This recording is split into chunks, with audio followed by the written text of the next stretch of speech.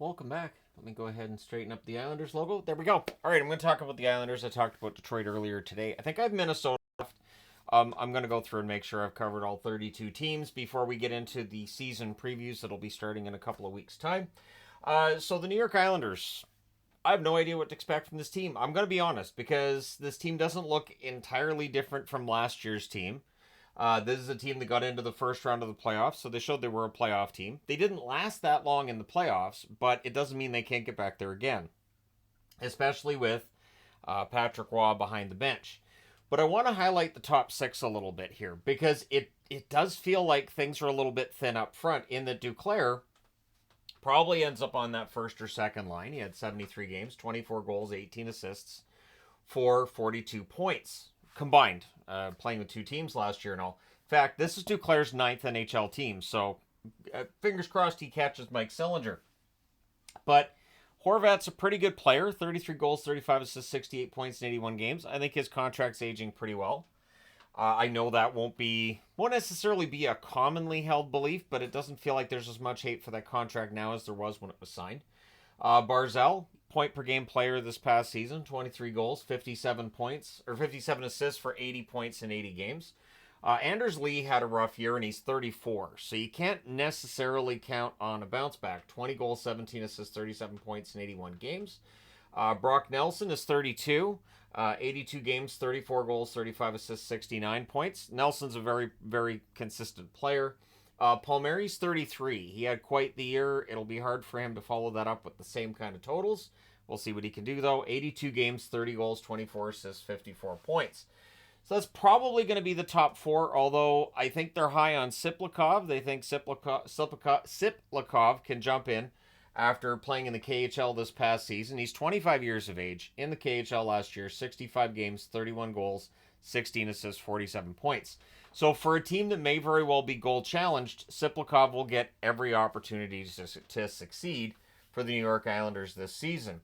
One of the hallmarks of the New York Islanders over the last, 5-10 years, their defense, and Pelech and Pulock especially, really anchoring that blue line. Romanov had a very good year, 7 goals, 15 assists, 22 points in 81 games. I don't think there's a lot more offense there. I think 22 points, might end up with 25, somewhere around there.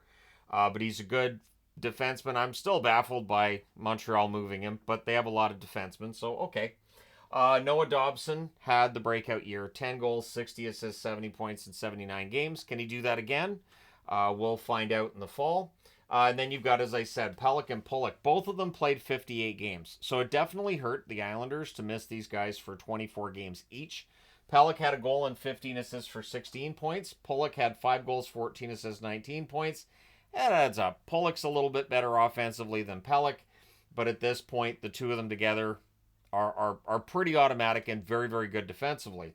Mike Riley had a good year. He played 59 games, 6 goals, 18 assists, 24 points. He is 31 years of age, but I think Riley's found himself a home after bouncing around a little bit. Scott Mayfield's 31 as well, only played 41 games this past season, 5 assists. So what stands out with this blue line first is they've got to stay healthy. So, and that, you can't predict from one season to the next how healthy a team's going to be, right?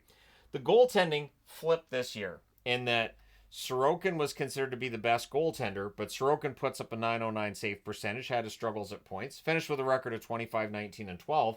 Varlamov had the better record and the better numbers, but he is 36, so I don't know if he's going to keep this up this season. We'll see. 14, 8, and 4 record, 918 save percentage. One thing that jumps out with the New York Islanders and their outlook is they do not have cap space. So they'd have to get creative if they were going to try to create some cap space. I don't get the feeling that Lou Lamoriello's overly concerned. He seems pretty darned unflappable. Anders Lee's $7 million cap hit till 2026 kind of stands out because Lee's production dropping off this past season. Engvall, $3 million a year till 2030. Might be a bit high, might be a bit of a long-term contract there. And Sorokin, $8.25 million until 2032. When he plays like we know Sorokin can, that cap hit's perfectly fine. But this past season, it's a bit more problematic just because he didn't play up to that contract. The good news being, Varlamov's contract's an absolute bargain. So it still kind of evens out. So again, Duclair's ninth NHL team. I had to put that on the board because it feels like at some point somebody's going to have to pass Sillinger's record of, I believe it's 12 teams Sillinger played for. So 2018, 2019. And what's interesting with this season is this is right after Tavares goes to the Islanders. Or leaves the Islanders for Toronto. Sorry. Maybe Tavares ends up going back to the Islanders. Wouldn't that be a kick? Yeah, July the 1st next year, they sign Tavares. We're all going to be pretty darn surprised. But they finished with a 628 record, or 628 points percentage in 2018 2019. No one saw that coming. They lose in the second round against Carolina in 4 straight after they dispatched the Penguins in 4 straight. So the Islanders, they got a bit of a reputation as a team that could work well as underdogs. 2020, they have a 588 points percentage at the time of the pause. They lose the conference final in 6 against the Tampa Bay Lightning. Arguably the most difficult matchup that Tampa Bay faced in those playoffs. 2021, 634 points percentage for the Islanders, and they lose in the semifinal in 7 against Tampa. Again, the most difficult out the Tampa Bay Lightning had both in 2020 and 2021 was the New York Islanders. So they had some pride there, but the following season they drop off to a 512 points percentage. They don't make the playoffs. 2023, a 567 points percentage. They lose against Carolina in the first round in 6. And of course, this spring, after putting up a 573 points percentage in the regular season, they lose in 5 against Carolina in the first round. I think they want to stay away from Carolina going forward.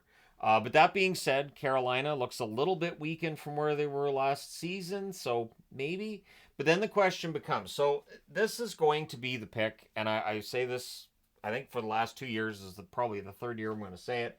The Islanders will be a team that gets picked as they're likely the ones to drop out. And clearly in the gambling sphere, they're seen as a team that could drop out. Their Stanley Cup odds are worse than the Senators, better than the Wings. So they're right sandwiched in between the two. And of course, the Senators didn't make the playoffs this past season. This past season, they were 22nd in goals for and 19th in goals against. So making the playoffs is unusual in that they weren't in the top half of the league for scoring or for goals against. But a big part of that is after Roy takes over, things definitely get better. Lou Lamoriello. So we've talked about Lou. I think we're all kind of waiting on seeing when he's going to retire and what is going to happen when he does retire. He turns 82 on October the 21st. He is the only octogenarian general manager in National Hockey League history. Octogenarian, of course, 80 years and older. And June the 5th of 2018, he replaced Garth Snow as GM. He's been there ever since. He took over as president of hockey operations. And then not that long after that, Garth Snow's out and he's in. And of course, I remember making videos on Garth Snow, and at times Snow could be a good GM. Other times there were decisions that weren't fantastic. But Lou, at this point in time, I think retirement has to be a question that's out there. Of course, for some people, the idea of retiring is to do what? Which is something that occurs in my brain here and there. Like, so I'm retiring to do what exactly when I reach retirement age? I think I'll probably still be doing this.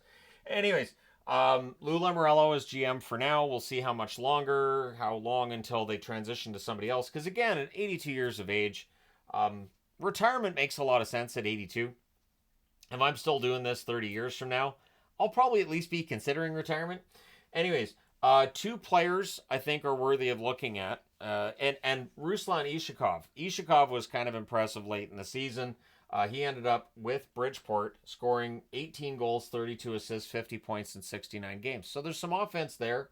Will Dufour, who was expected to be in the Islanders lineup at some point, 55 games in Bridgeport this past season, 15 goals, 10 assists, 25 points. So Dufour hasn't quite hit, which is too bad because Dufour, a couple of years back, there was definitely some excitement about what he might be able to bring to the lineup. So at the time Lane Lambert was fired, the team had a 19, 15, and 11 record. And they were having their struggles. They were getting the points in extra time. I remember doing a lot of reviews and going, so they got another point in overtime in a shootout. They didn't play very well, but they got a point. And Patrick Roy, when he took over, those loser points, as we sometimes term them, they go away a bit. In fact, 20-12-5 is the record under Patrick Roy. If they can mirror that record and keep that going throughout the season, they should be a playoff team. But that's where the question comes in for me is, okay, so the Sens should be better. The Wings, I think, have a real opportunity. Are the Islanders going to be a team that finds themselves on the outside looking in? The Metro was the strongest division, and nobody argued that. I would say 5 years ago, no one argued that the Metro was the strongest division. it feels like things have changed. Things have maybe gone in the Atlantic's direction a little bit in the East.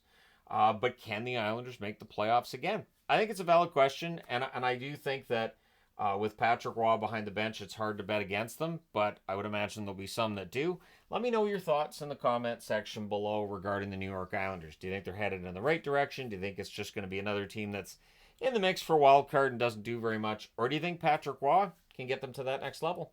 Let me know your thoughts in the comment section below as always. Don't forget to hit like and subscribe if you've not done so already. Thank you guys so much for all your support. I will talk to you again soon.